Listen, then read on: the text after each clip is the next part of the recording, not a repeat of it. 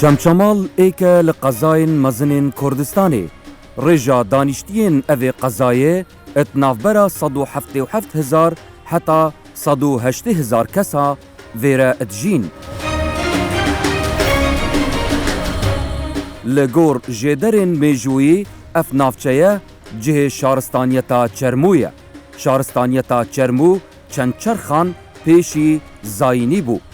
کلها چمچمال جی بلگهک دیتره لسر کوناریا وی شاری. هر وسط نهاجی دا مسلمان و کاکیب هفراد جین وکا نتوجی رجا هری زور کردن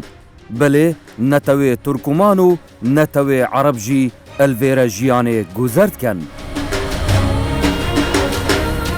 چمچمال ایک شوان شاران کو اپمالبندا پیگ و جیانه تیتا ناساندن وقت خود الویره جی و مسیحی الویره جیان اتنهاجی دا مسلمان و کاکایی الویره جین بشک لخشک براین عرب و بشک لخشک براین ترکمان جی الویره جیانه گذرد کن. هندک خزانت ازدیان جی الویره جیانه گذرد کن. مدویتن افرو اتناوا باجره چمچمال دا بزانین روشا پیگ و جیانه الویره چوایا و چوا خلک ویره تیروانین هیا بو مجارا پیگ و جیانه. آینین جواک کردی پیداگیری کریه لسرکرنا چاکیه و پیگ و جیانه و لیبوردهیه تاکه کرد هرتم ویانه و دلصافیاتیه پیشکشی کسین دیترد کد بی هی جداهیک بکد اتناف برا آین و مذهب و نتوایان دا.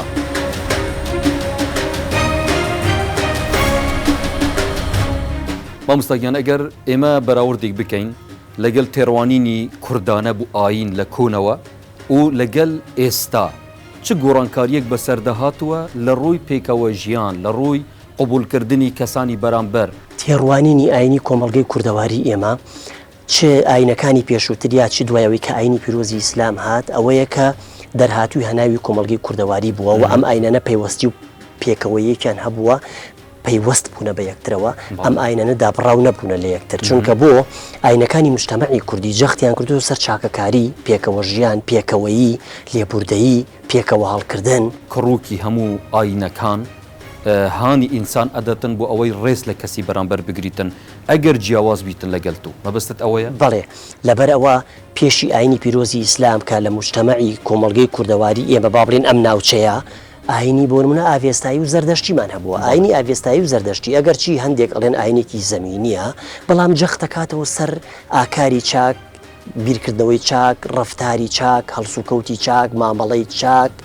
و هەموو ڕەگەزە چاکیەکان لای ئینسان ئەمە درێژ بۆ تۆ کاتێک کە ئاینی پیرۆزی ئیسلامی شاد ئێمە کۆمەڵێکشتی ئێمە ئاوێستایی و زەردەشتی گوازراوەتەوە ئێستا با بە خێرایی من ئاماژە بە شتێک بکەم بەڵام ئێمە ئەوە تا کە توێژەرەکانمان برکۆڵێکی باشی ئەویان نەکردووە سوێن خواردن کاتێک لە مجتەمەعی ئێمەیە و هەمومان موسڵمانین ئەڵێ کاکە سوێن بخۆ سوێن ئەوترێ خۆ ناخورێ ئەمە بنجێکی زەردەشتی هەیە ئاوێستایی هەیە ئەو کاتی خۆی جایەکە بۆ جای سوجینە هەر کەسێک کاری نەشیا و خراپی کردبێ جای سوجینیان پێداوە مادەیەکی کبریتی تیا بووە لەشی ئەو کەسە تووشی حساسیت و خراپەکاری بۆ گەر و خراپەی کردبێ سوجینەی خواردووە بەڵام کاتێک کە ئاینی ئیسلام دێ ئەبێ بە قەسەم و بە سوێن ئەو سوێنە ئەڵێ سوێن بخۆ بەڵام ئێستا خۆ سوێنەکە ئەوترێ بەڵام ئەو بنجە لەوێ هاتووە مزگەوت ئێخۆ مزگەوت بنجێکی ئاوێستایی هەیە موزدگەیە کاتێک موغەکانی زەردەشت موزەکانی زەردەشت لەو شوێنەی کە ماونەتەوە عیبادەتیان کردووە بە پێوەرەکانی خۆیان ئەم موزدگا پاشگری گەشت پاشگری شوێنە خواردنگا مەلەوانگا هەر شوێنێکی ترکە ئاکاتێ شوێنەکە دەتوانین بڵین ئەو مەفهومی پێکەوە ژیان و ڕێزگرتن لە بووچوونی جیاواز ئەوەکو بڵێن ڕەهەندێکی مێژووی کۆن هەیە لەسەر مینتاڵیتی و بیرکردنەوەی تاکی کورد بەڵێ ڕاندێکی زۆر توولانی دوور و درێژی هەیە و ئەم ڕەگەزی چاکەکاری و پێکەوە ژیانە هەر هەبوو لە کۆمەڵگەی کوردەواری و ژن و ژنخوازی هەبووە تێکەڵاوی هەبووە دراوسێتی هەبوو بە دەمیەکەوە چوون هەبووە یەکیان زەربی سفر نەکردو یەکیان نەسڕیوەتەوە ئەوەی من لە جانابەت حاڵی ئەبم ئەوەیە ئەگەر ئێمە وەکو گەلی کورد بە تێگەیشتنێکی کوردانە تەماشای ئاین بکەین ئاینی ئێمە ئاینێکی مرۆڤ دۆستە حەس لە هەموو مرۆڤێک ئەکات با جیاوازیش بیتن بەڵام ئەگەر تێگەشتنەکە هاوردە بیتن ڕەنگە بەو شێوازە و بەو نەمەتە نەمین ئاینی ئێمە لە ڕابردوودا نالی شاعیران ئەدەب دۆستان خوێنەواران ڕابەران مێژوو نووسانی بەرهەمە ئەهێنا بەڵام بەداخەوە ئاینی دەرەکی و دەرێ خۆ هەر یەک ئاینە بەڵام شێوازی پەیامەکە تێگەیشتەکە بەداخەوە کۆمەڵێک خەڵکەوەی کە پابندن ناکە بە نیشتیمانێکی خۆم با کۆمەڵێک بەڵگی نمونەی جوان بینینەوە ئێمە ئەحمەدی خانیمان یەکێک لە گەورە شاعیرەکانی کورد 1650 بۆ 1970 400-500 ساڵ پێش ئێستا دایکی ناوی گوڵنیگار بوو چەند ناوێکی جوانە بەڵام بەداخەوە ئێستا ناوی مناڵەکانمان لە ئێستا جەنابەت باسی ناوت کرد مامۆستاگیان ناو هەلبەت وەکو بڵێن مانای خۆی هەیە فەلسەفەی خۆی هەیە یەک لە کوڕەکانی بەڕێزت کە جەنابەت لە مەلای لە هەمان کاتدا ناوی کوڕی جەنابەت کردیتە یارسان هەر ناوێک گوزارەیەکی جوانی پێکەوە ژیان لێبوردەیی هەڵگری ڕەهەندی و تۆوی چاکە بوو لای منە و ناوە ناوێکی چاکەوە ناوەکەش کوردی بێ وە گوزارش بێ لە کورداریانە علی سمێل یێبیە ناسناوا باژێرێ خوا هەواڵینی و هەفسۆزی هەیە ئەدگەل خوشک و برایەن کاکەیی تەنانەت هەر کەسێ ببینیت نزانیت کو مام علی مسلمانە چونکە سەر و شکل و ستایلێوی وەکە خوشک و برایەن کاکەیە ئەف تێکەلبوونەژی دیارترین سیمایە پێکڤەژیانەیە ئەلڤێدەڤەرێ و ئەلتەڤایە کوردستانێ مام علی ئەگەر تەماشە بکەین سمێل یەک لە هێماکانی کاکەیە جەنابتیش مسلمانی و لە هەمان کاتدا سمێلێکی جوانشت هەیە ئەمە چی وا لە جەنابەت کردووە کە ئەو هاوبەشیە لە بینی جەنابت و لە بینی کاکەکاندا هەبیتن پێشەکی بەخێر بێن بۆ شاری شەیدا من لەگەڵ کاکەیە دۆستایەتیمان نێ خۆشەویستیمان هەبووە لە مناڵی شۆوەر حەزم لە سمێڵ بوو ئیستا سمێڵەکە لە هی من دەرچوین شارەکەی نەبوو وتیان وازی لێبێنە خەمە سەر چاو وازی لێ یعنی ئێستا ئەو خۆشەویستیایی لە بینتان دروست بووە سەر ئەنجامی چ شتێکە ینی چۆن ئەم خۆشەویستیە ئاوا توکمە لە بینتان دروست بووە لەبەرەوەی برا کاکەیەکان لەم شارەیە خۆیان گیان نەکردوێتەوە لە ئێمە ئێمەش خۆمان لەوان گیان نەکردوێتەوە جوانە کەس فەرقی نەکردووە بڵێ ئەمە ئەوە کاکەیە ئەمە فڵان کەسە فڵان عەشرەتە ئەوە نەبووە هەموو برایەتیەکی تۆکما بووە لە بینمانە بەپێی ئەو بە دووادەچوونەی کە من کردومە لەسەر ئەم شارە خەڵکی مرۆڤ دۆستن کە کەسێک دێتە لێرە بوو ماوەیەک ئیشێک لێرە بکاتن ئەوەندە خەڵکێکی مرۆڤ دۆستە لێرە دەمێنتەوە ئیتر ماڵی لێرە دەمێنتەوە بەڵێ چەندها مۆزەفەیە کاتۆتە ئەم شارە خۆمان فەرز نەکردو بەسەریا گیامان نەکردوێتەوە لە خۆمان ڕێزمان لێگردووە ماوەتەوە تەقاوتیش بووە نەوەکەیشی لێرە ژوورخوازی کردووە لەبەر ئەوە چەمچەماڵ بە ناوبانگە بەوەی کەوا ڕێز لە خەڵکەگرێ لە میوانەگرێ ڕاستە هەر سەرفەرعەیەیتە ناو چەمچەماڵەوە دیوەخانێکی تایە ئیستاژنەوەکانمانە بێ گومی نەکە نەوشتە چەندها پیاوی بە ناوبانگی تیا بوو کاتی خۆی جوولەکەکان لێرە بوون و مەسیحیەکانیش لێرە بوون بەپێی ئەوە کە شینوەرەکانیان لێرە هەیە ئێستا ئەو کات کە وەکو بڵێن باوکو و باپیران باسییان کردووە ڕەنگە تەمەنت ئەو کاتە نەبیت کە لە سەردەمی جووەکان ژیاوی بەس چۆن باسی ئەو کاتەیان کردبوو کە جووەکان لێرە مەسیحیەکان لێرە جووی زۆرتیا بووە لە ناو بازاڕی کۆنی چەمچەماڵ من ئەم معلوماتە لە بەڕێز مامۆستا سابیرم وەرگردووە تا لە دیوانەکەیشیان نووسراوە چەند ماڵێکی تیا بووە لە دوایەیە سێ ماڵ ماوەتەوە لێرە ئەو سێ ماڵەیە یەکێکیان نەشیای بۆ چەمچەماڵێنەوە یەکێکیان دوکان وشکەی هەبووە یەکێکیان خومچی بووە بە تەمەنەکان چون باسی ئەو کاتەیان دەکرد ئەوانی ژەر کەس نێزانی یەکێ باتەیەتە شارەکەەوە ئەمە جووە و ئەمە ئیسلامە ئەو ئاوەیە ئەم شارە وا دروست بووە باشە ئێستا کە جەنابەت دەگە کەسێکی کاکەیی یان دەگە کەسێک کە مەسیحی بیت یان جوو بیت یان زەردەشتی بیت یان هەر دیانەتێکی تر بیت هەر نەتەوەیکی تر بیتن بیر و بوچوونت یان تێڕوانینت بەرامبەر ئەو کەسە چییە؟ وەڵڵی ئەوە هەر کەس بە دینی خۆی مهم ئەوەیە ئەوەی لە دەمی دەرەچێ زەرەری نەبێ بۆ خەڵ جوانە وایان نە ڕاست هەیە لە کوڕەکەی خۆی بێزارە کەواتە دەگەڕێتەوە بوو سلوکی ئینسان ئەو ئینسانە خۆی وا لە خۆیەکە کە خەڵک ڕێزی لێ بگرێ و حرمەتی بگرێت جوانە لێرە زیاتر مەسیحی و جوولەکەی تیا بووە لەم دوایی شار مەسیحی تیا بووە عربی کەم تیا بوو بەڵێ یعنی هەر وەک مام علی پێمان دەڵێتن ئەگەر گفتارت ڕفتارت ناخت پاک بیتن دەبیە ئینسانێکی پاک ئەو جا بە هەڵگیری هەر ئاینێک و هەر نەتەوەیەک بی ئەو نەگرنگە مەسیحیەکان ڕێزیان لە ڕەمەزانی ژەگرت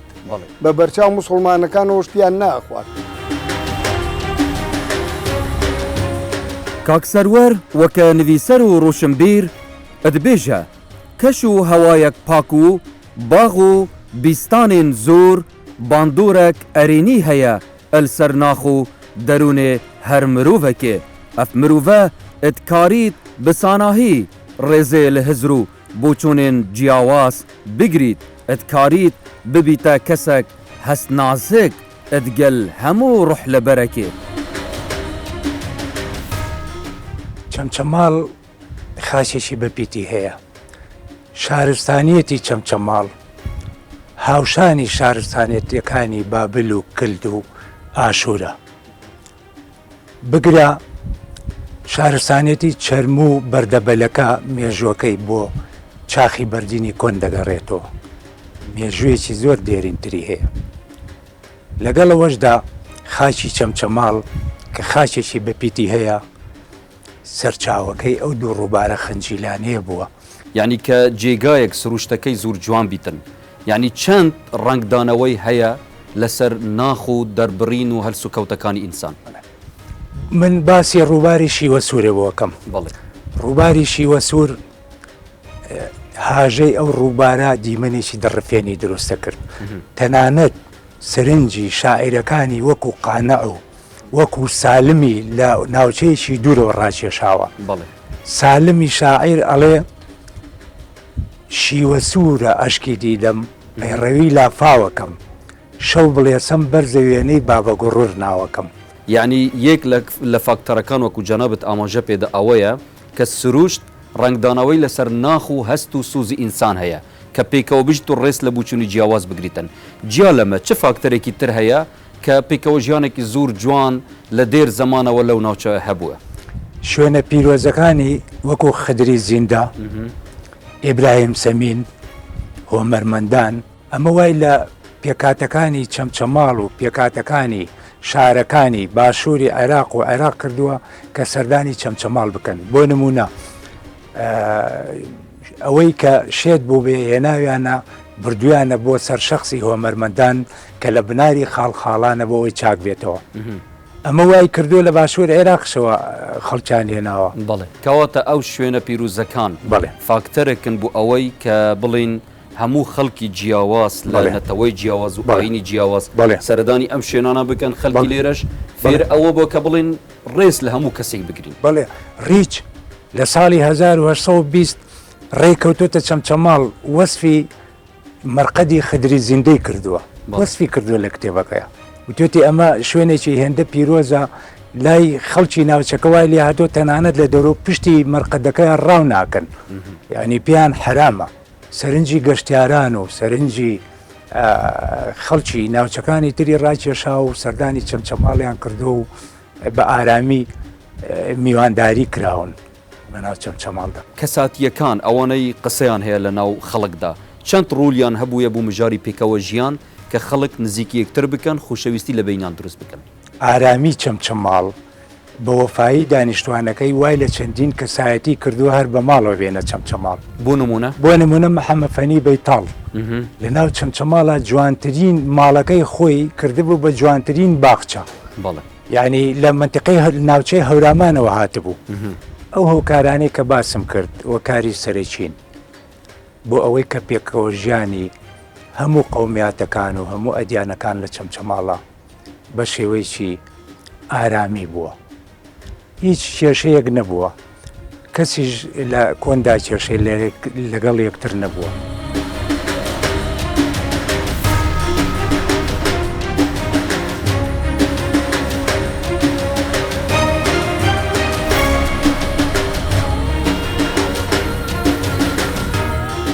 هەرێم کاکەیی بەرپرسێ کۆمەڵا ڕووناکبیری یارسان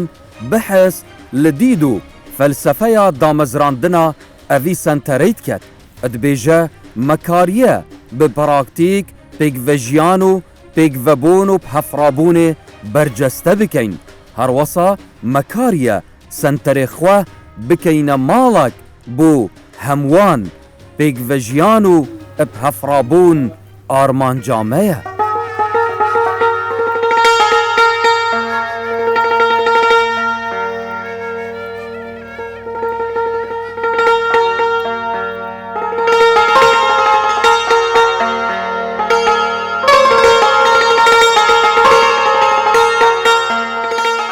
دیارە ئێمە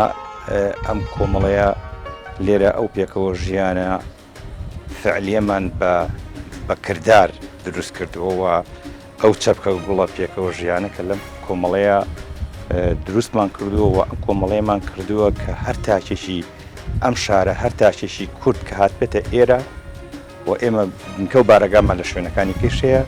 و توانیمانە بە فعلی ئەم پێکەوە ژیانە لەگەڵ هەموو نەتەوە و ئاین و ئاینزاکان بەبێ جیاوازی ڕەنگ ئێمە خزمەتی خۆمان کردووە ئێمە لە یارسانە هەمیشە وتومانە ئێمە شیعارمانەیە جگە لە وتمانە یارسان ماڵێکە بۆ هەمووان پێکەوە ژیان و پێکەوە کارکردن ئاماجی ئێمەیە ئەوەش بەکردەوە دەری خستووە کە لە ماوەی ئەم 19 ساڵە کە کۆمەڵی یارسان دروست بووە خاوەنی 605 چالاکی جۆرا و جۆرە ئەم چالاکیانە لە چالاکی کەلتوری ئەدەبی فەرهەنگی ڕۆشن فکری خۆیەگرێتەوە لەوەی کە کۆنسێت بۆ هونەر و هونەر بۆ هونەرمەندان مۆسیقا ئەدەب ئەمانە لە ڕنگدانەوەی هەبووە لە یارسانە ڕنگدانەوەیشی پێکەوە ژیانی هەبووە لە هەر لەم کۆمەڵی یارسانە ئێمە بۆ نمونە لە مانگی ڕەمەزانی پیرۆز بەربان و فتارمان کردوتەوە بۆ خەڵک بۆ ئەوەی کە ئەم بۆ چەندین مەلای ئاینی ئامادە بووە پێکاتە ئاینەکانی هەرێمی کورسان لێرە ئامادە بوونە بە هەر هەشت ئاینەکەی کە لە هەرێمی کورسان بە فەرمی ناسێنراون و ئێمە ئێرەمان کردوتە ماڵێکی پێکەوە ژیان و پێکەوە کارکردن و هیچ جیاوازیەک لە نێوانمانە نیە خۆ جیاوازی ئەگەر ئێمە وردی کەینەوە هیچ جیاوازیەک لە نێو ئاینەکانە نییە جیاوازی زۆر بچووکەی ئەم جیاوازیە ئینسان خۆی گەورەیەکاتەوە بۆ نمونە ئێمە هەموو ئاینەکان خودامانیەکە کە ئێمە خودامانیەک بوو ئەیتر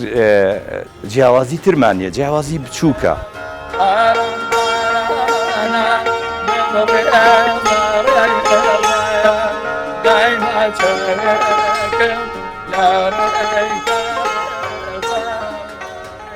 اتناوا کوشکا ڕووناکبیری یارسان هەف پەنجەرە و دەواازە دروستکردە ئەب ناو و نیشانین جودا وەک هێمایەک بۆ خوشڤیان و پێکڤەژیانێ ئەتناف ئەvê ناوچەیەدا.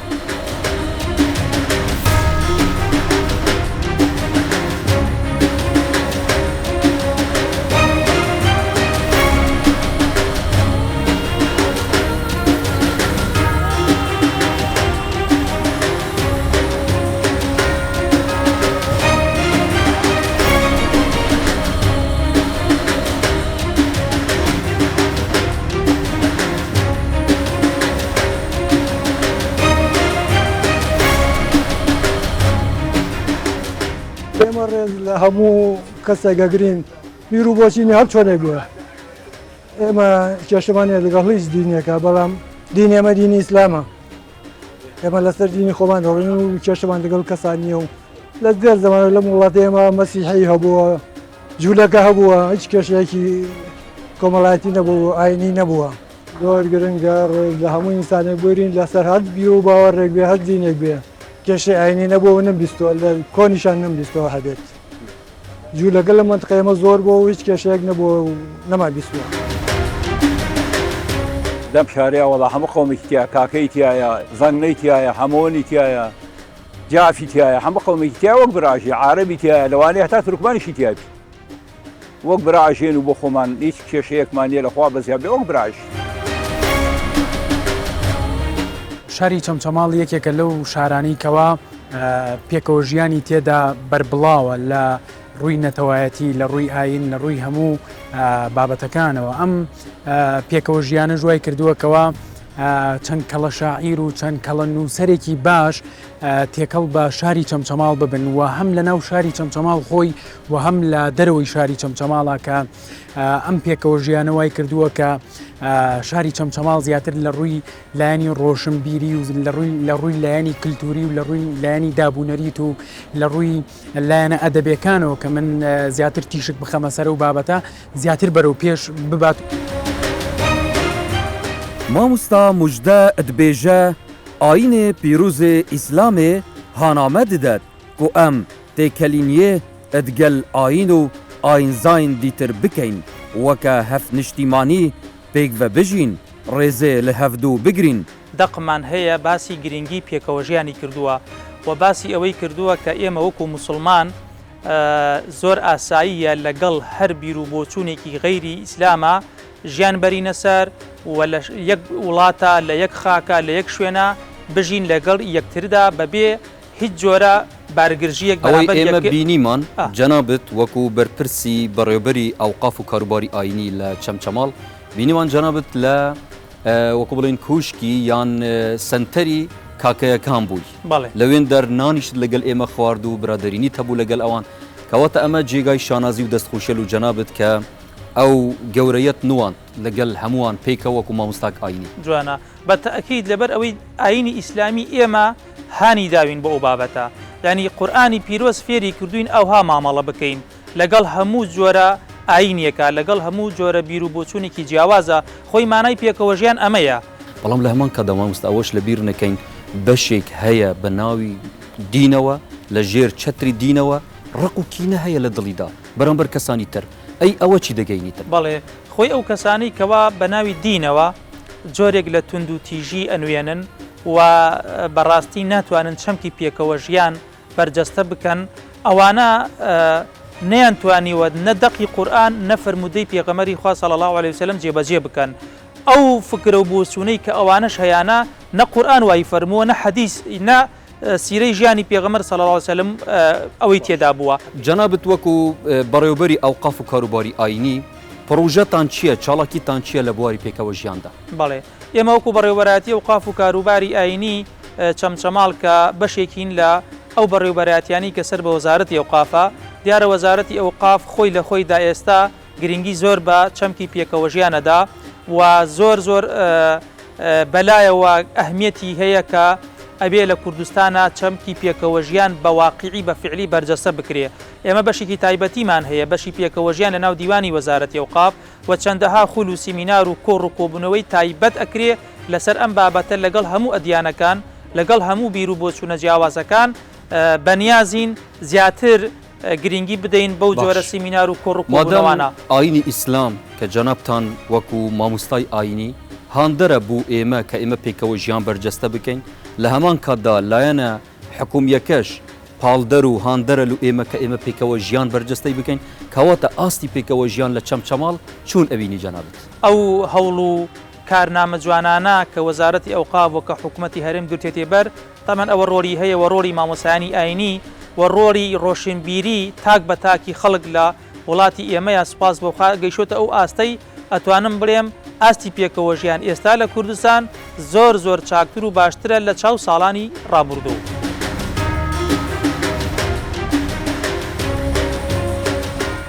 هەمی مرۆڤ پێتوی پێ چەندێنە کو ئارامیەک هەبیتن هەتا کو بکاریتن بیرکردنەوەکە باش هەبیتن ناوا ژیانە خودا و بکاری ژیانەکە ئارام بەڕێ بکەتن ئەم ژی ناوا هەرێما کوردستانێدا بینین ئارامیە gelek can heye derεncamê evê pêkvejiyanê û evê qebûlkirina hevdû